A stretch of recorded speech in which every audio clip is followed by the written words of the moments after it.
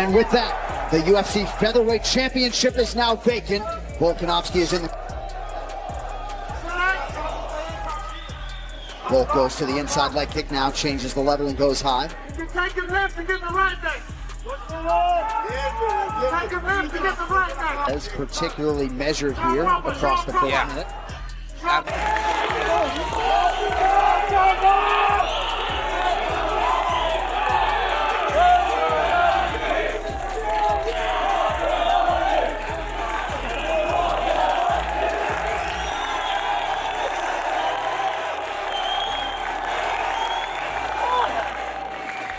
Lopes. I mean, when you've got a guy like Diego Lopes who's going to bring it, you know he's going to bring it. He's a gamer. He's going to want to get in the face and make it a fight. So we're going to have no choice but to fight. That's the fight he brings. That's why he's so exciting. And that's why you're all going to be in a, have a great fight Sunday morning or daytime, whatever it is. So cannot wait. Again, we're going to put on a show for all ears. We see you there wearing the Cooking with Volk apron. So, I mean, put it summary for us. What is the recipe to beating Diego this weekend? I mean, like I said, very, very tough guy. You know he's durable. He's good at striking. He's powerful. He's good at the ground. But that's when you've got to use everything. I just think I'm too smart. And I'm just going to, again, the first fight obviously went my way. He will make adjustments. But I just don't believe that's going to be enough. And for you, Diego, if you win this weekend, it will be 1-1. As champion, would you go to the UFC and say, hey, I want the trilogy and a rematch with Volkanovski? Oh yeah, I think it is 100%, Volkanovski is a legend in the sport, so if UFC say me, you need one more fight with Volk, I take this. The people know me, I mean, I accept the whole fight in my career, it's like I never say no. There's been a lot of talk about retirement. Can you assure all of us fans this will not be your last fight and you still got a lot left in the tank? That's it, mate. That's it. Like, I know a lot of people saying that, don't know where that come from. Obviously, I've got a tough challenge ahead of me, but I'm going to get my hand raised and then maybe a quick turnaround. Hopefully minimal damage so we can get right back in there. The heat is back and it's burning hotter than before. UFC experts are split on whether the champion's composure can handle raw, explosive energy again as Diego Lopes and Alexander Volkanovski gear up for their second dance. Both fighters have been throwing verbal fire, making it clear this clash runs deeper than just another fight, especially for Lopes. We're not looking at just another rematch here. We're witnessing a battle where pride, legacy, and growth are all on the line. Has Diego Lopes made the necessary adjustment to be able to keep up with Volk? Volk is going to move, Volk is going to score, and can Diego Lopes stop him from doing that? I think Diego, he's really focused on trying to just, correct any mistakes that he made on the first time. But yeah, I think Alex is gonna come in strong too. I don't know what's their strategy is gonna be, because the fight was kind of like so close the first time, you know what I mean? Volkanovski isn't mincing words about this whole situation. The champ has made his position crystal clear that running this back doesn't carry the same career-defining weight for him. Having already gotten his victory over Diego Lopes, he sees this more like revisiting old business rather than writing new history. In his mind, the fights that truly build legacies are the thrones where you hand unbeaten fighters their very first loss. Some people might have wanted me to see against maybe a Movza undefeated guy, and that maybe for legacy reasons and people that are in the know. But then you've got everyone that still just want to watch me fight. They're like, oh, this is going to be exciting. Last time was exciting. Now we get to have this in Sydney. So I think they're all in for a treat. But yeah, obviously legacy-wise, having a rematch against someone I just beat, is it going to be doing so much for my legacy? Probably not. But every fight, I don't think I really need to worry too much about that. I think every fight's going to be a big fight, and me just defending against these young, hungry guys. Him obviously coming off a big victory, and just knowing that we're going to put on a show that's at least I've got a good dance partner for Sydney.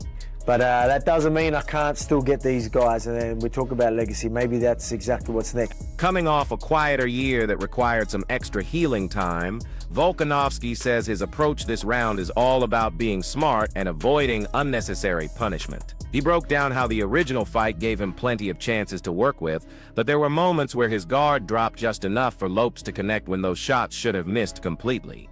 Those gaps have been addressed in training. His strategy revolves around making Diego pay for being aggressive, going all in when knockout opportunities appear, and then immediately getting back to solid defense, pushing his edges without getting careless. You talked about last year you didn't get to be as active. There was a little bit more recovery time needed. How are you looking at mitigating the damage of this fight? Just capitalize on the opportunities that come my way. You know what I mean? Again, he's going to be aggressive. Even though I felt like I had some great options, there was times where I did some things that weren't too good. Where he would catch me, there's things I just could have done better. You know, and some of those things are just very little things. You know what I mean? So very little things that I need to fix, and we fix them. So that's again, I want to make him pay for the things, and then obviously do the damage. Bulldoze, is that the word I was looking? Bulldoze through with some big punches or whatever it is, and yes, they still stay safe. When I say that, doesn't mean I'm going to be reckless. It just means I'm going to capitalize on opportunities and really capitalize. If I feel like there's a finish there, I'm going to really turn in for the finish. Then I can go back. Diego's mindset heading into this title shot attempt is night and day compared to his first run. He's walking in with quiet confidence built from real experience instead of feeling the weight of expectations. Having already stepped into that championship spotlight and gone the distance, he knows exactly what he's walking into, no surprises left. Lopes sees this second chance as his moment to prove how much sharper and more controlled he's become since that initial setback, viewing the familiarity of championship rounds as an advantage rather than pressure. Diego, as a man who has fought and came up short for the title before, getting this rematch round and a second opportunity, does it put more pressure on you, or is it more exciting because you get another shot at this? No, it's like no pressure. I think now it's like I'm more calm, more confident in myself too. After I'm trying to talk with Volk like for 25 minutes, not as new for me, you know. So yeah. When Diego reflects on their first encounter inside the cage, he owns up to where things went sideways. He acknowledges that once he sensed he had the power to put Volkanovski away, he got tunnel vision trying to land that one perfect finishing blow, which pulled him away from executing his complete strategy. This training camp has been all about fixing those issues, and he's ready to reveal a much more disciplined and well-rounded fighter in round two.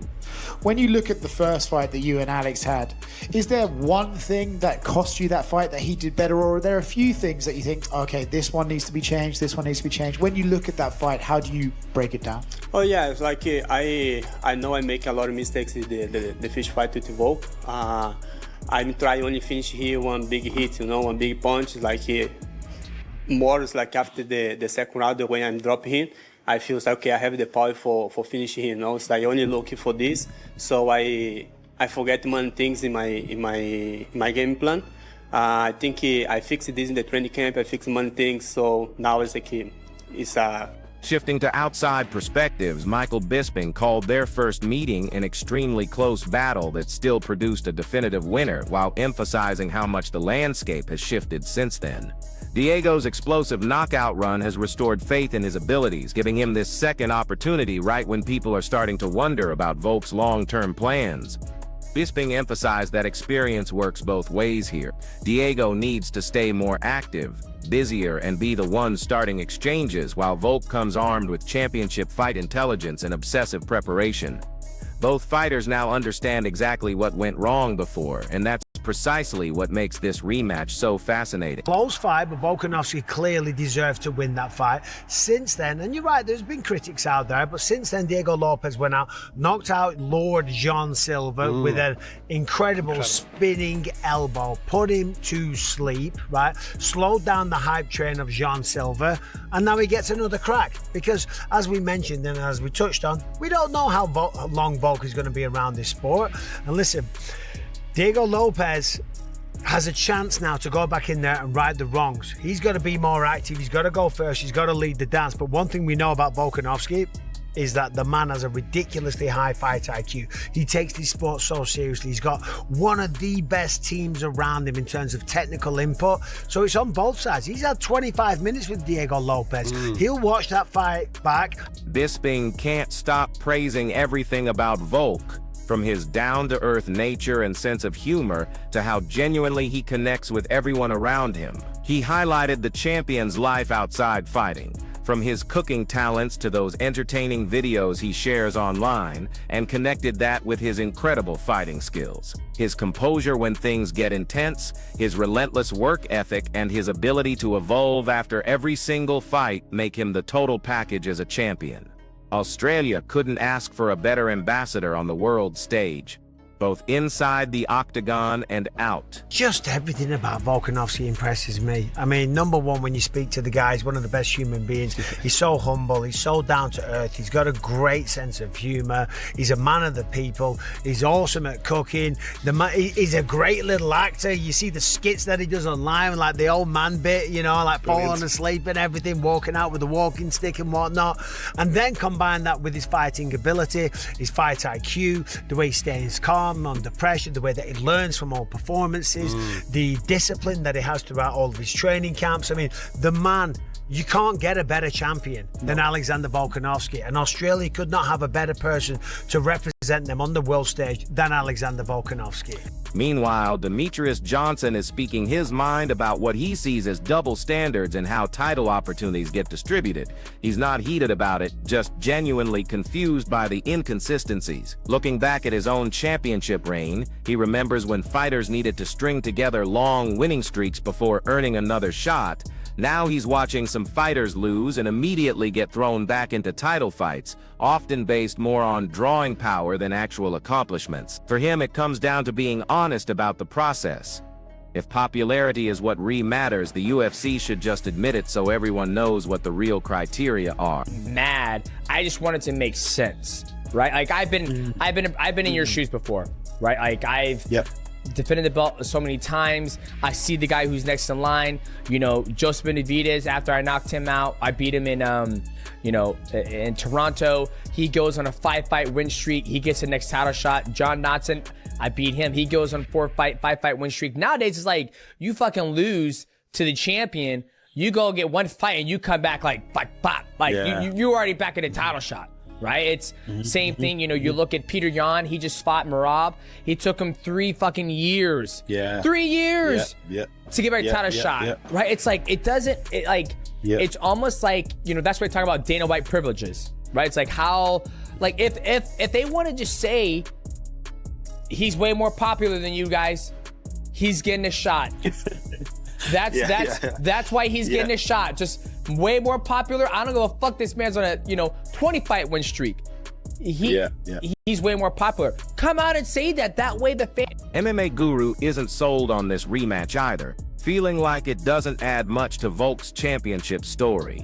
Sure, he gives Diego credit for that impressive Silva victory, but he thinks there were bigger, more significant fights out there for Volk to take, like facing the undefeated Evlov or former champion Aljo. Having to run back the Lopez fight twice feels like a move that doesn't really build Volk's historical standing in the division.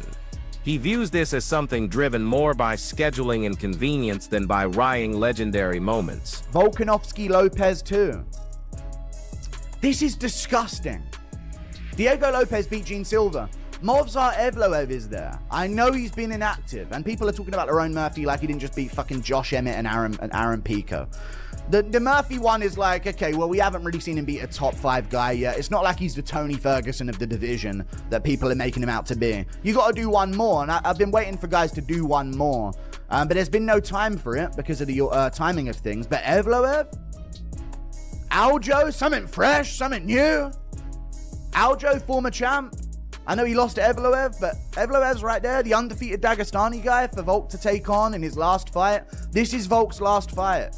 And you've just made him fight Lopez back-to-back. This does nothing for his legacy. This won't change anything for his legacy.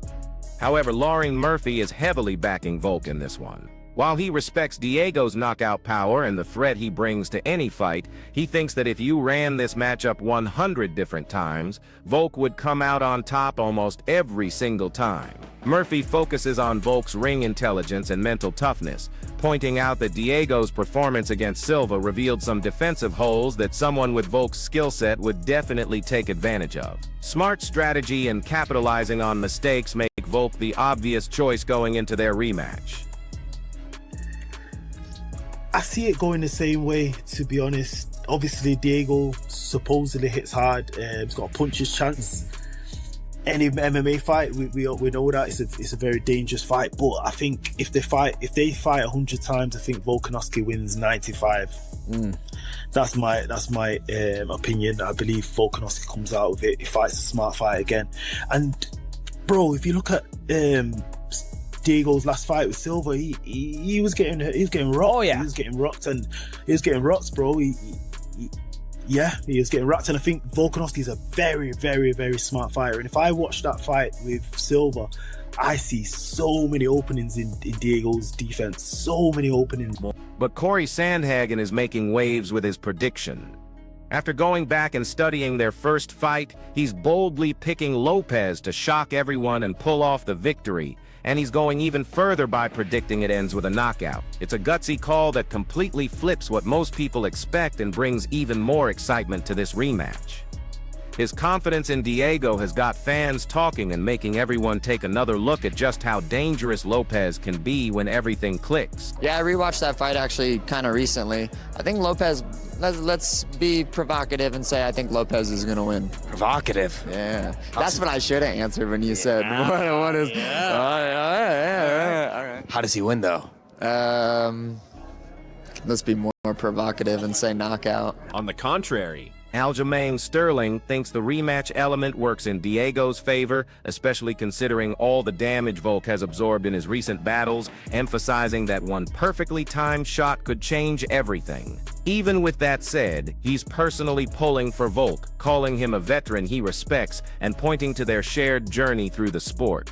It's a viewpoint that mixes honest assessment with genuine admiration. It's X factor for the title fight UFC 325 featherweight division Volkanovski Diego Lopes rematch. X factor? X factor. I guess that is a rematch. Diego clipped him one time, and we know Volk's chin is not what it used to be, right? So those two knockouts back to back, I really do think it hurt him, and I think if there's an X factor, it's probably that. Do you favor Diego Lopes because it's a rematch? I do, but I want Volkanovski to win. Why? Because he's an OG. Luke Thomas dives deep into exactly why challenging Volk is such a nightmare. To consistently land shots, fighters need to constantly pressure him, stay sharp with their footwork, and keep him moving backward. But lose control of the octagon positioning and Volk will just slip away from danger. Taking him down isn't simple either, since he's dangerous in scrambles and has solid wrestling fundamentals himself. This leaves opponents basically starting from scratch when trying to figure out how to beat him. Thomas mentions that while Volk might sometimes throw faster combinations to create openings or increase his output, the real problem is how slippery he is to pin down. He's elusive, durable, and almost impossible to trap, so anyone stepping in with him needs to be perfect with their spacing and cage control just to compete. Even tiny mistakes in positioning can become major opportunities for him to capitalize on. Dan Hardy thinks Lopez has a genuine chance to make adjustments in the rematch. Having already shared significant time in the octagon with Volk, he understands where the surprises and tricky movements come from. He notes that many fighters completely misjudge Volk's rhythm and have trouble reading his movement patterns, but Lopez now has the blueprint to study, evolve, and level up his approach. With that first-hand knowledge, Hardy sees this as the perfect setup for him to implement real improvements. So what's your call here? Who walks away with the victory? Share your thoughts in the comments below and hit that subscribe button for more fight analysis and breaking news. We're eager to hear your perspective. Are you riding with Volk to keep his reign going or backing Lopez to deliver the shocker?